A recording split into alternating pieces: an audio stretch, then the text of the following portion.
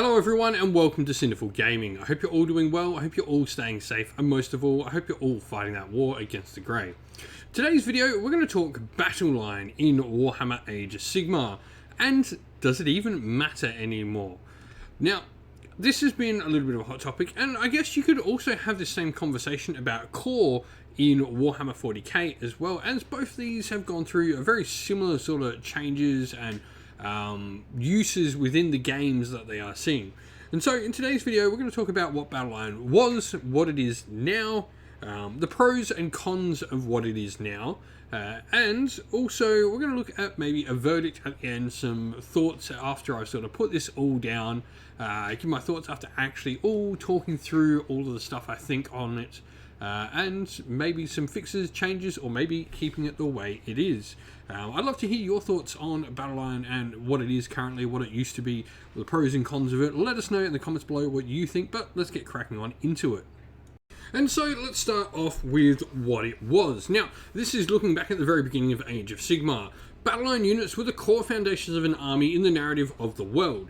Stormcast had Liberators, that Seraphon had Saurus Warriors, etc. This was a core foundation of what was Battleline. It was really restrictive on what was Battleline at this point in the game. Some of these units were pure Battleline, remembering we had Grand Alliance armies at this point in time, and so you had things like Liberators were pure Battleline, Frigate Guard were pure Battleline, Skinks from Seraphon were pure Battleline. There were many things that were pure Battleline. However, there were many Battleline if options, the vast majority of them coming from being in a particular faction.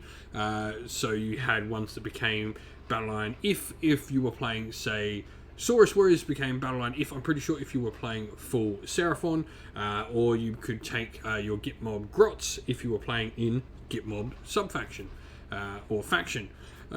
Or you had some that were, if you took a certain character as a general, you got access to that unit as a troop, and that character had to be your general.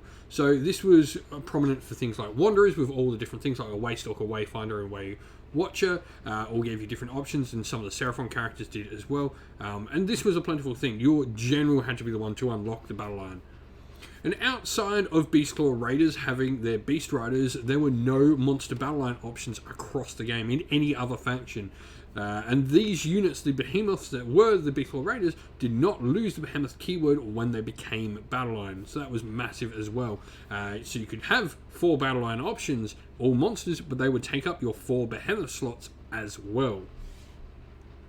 And so, what is Battleline now? Well, it's much more of a free-for-all now. I would say probably about 3/4 of the units in the game can become Battleline now in some way. This is a massive change from how the game used to be, where you were lucky if an army had 5 Battleline options in one of the really deep rosters. In many armies, there were 1 or 2 Battleline options, and we did have, less fleshed out factions. Now, some of these are pure Battleline, and the need for them to be Battleline if they're in a specific allegiance isn't as needed anymore, because Grand Alliance armies don't exist inside match play. However, some are unlocked via taking certain heroes as your general, as they were before. A big change is now many are unlocked by taking particular sub-factions. We've had a look at the recent Idenef Deepkin coming out, where both Leviathans and Achillean Alapexes are available to be taken as Battleline in different sub-factions within the army.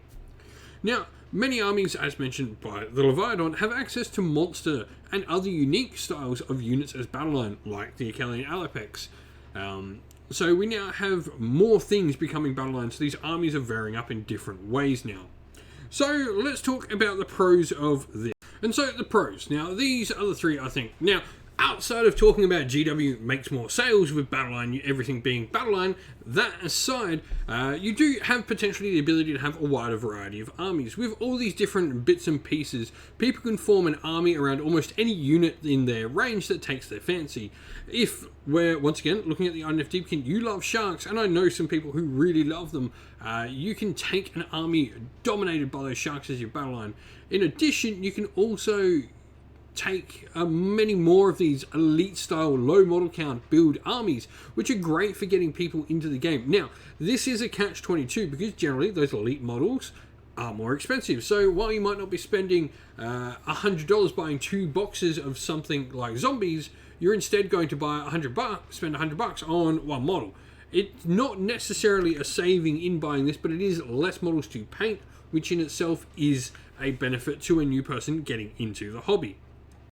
Now, the cons. While it may give the option for a wider variety of troops, you're likely to see only the best options taken.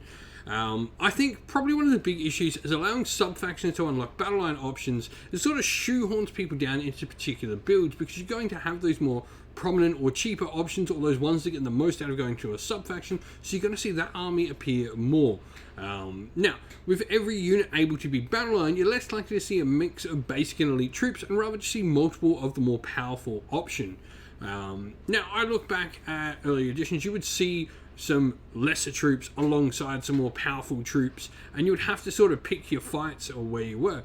For me, I think this is missing a little bit when everyone has the same sort of hammers available to them and just takes multiple of the same. It doesn't create variety in the list at all for me, and I'd like to see that potentially change. My solution is simple, and I think this is a nice little change. The way Battleline If units should work is they should unlock a single unit to become Battleline, not a whole plethora of options. For example, if an Achillean King unlocks Achillean Guard as Battleline, he may unlock one unit of Achillean Guard as Battleline. So one of those particular units of Achillean Guard in your army becomes a Battleline option. I think this is really cool because this can play around and hopefully add some variety. Potentially an Achillean King makes one thing Battleline, so you get one unit of your eels, and then potentially taking someone else allows the Alapex. So you could be playing inside Futhan, which now unlocks the Alapex, so you take one Alapex as a Battleline. This adds variety, but also allowing you to still take lots of different things as Battleline options.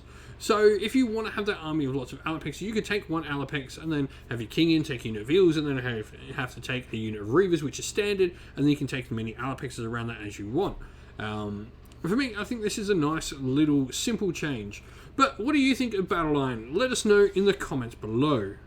Well, that's it for the end of the video. We hope you enjoyed. If you did, please don't forget to leave a like and subscribe to the channel. If you haven't already, you can come and join our Discord server and come chat with me and other members of our fun little community over there. You'll find a link in the description of the video. Lastly, if you'd like to help support the channel, you can do so by going and joining either our Patreon or YouTube members. Both of them have descriptions and links in the video's description. And we would like to give a shout out to everyone who does support via Patreon and YouTube members. Thanks to our Patreons, Christian Weir, James Soren, Greenskins Gaming, AJC, Kenny Lowe, Outer and Shot First, Andrew Bowen, Nathan Fee, The Rising Ape, Q Dynamic, Agu, Anthony B, Anton Nilsson, JJ Austrian, Average Wargamer, Domir, Mark Harvey, James Cater, and Samuel. And thanks to our YouTube members, Green Roots Gaming, Kenton Young, Crystal Rollis, Ronya, Vinny, Lockloric, The Johnny84, David Ellsworth, Revenar, Wolfric Nick, Broken Shelf, and Ariana Edwards. Lastly, a special shout out to Lady Witch Fox Art, who does all the amazing artwork for our channel, and 2X Morphic, who does all the background work on our Discord server. Thank you all for watching once again. Don't forget to like and subscribe. Stay safe, stay well, and most of all, keep fighting that war against the Grey. Ciao for now.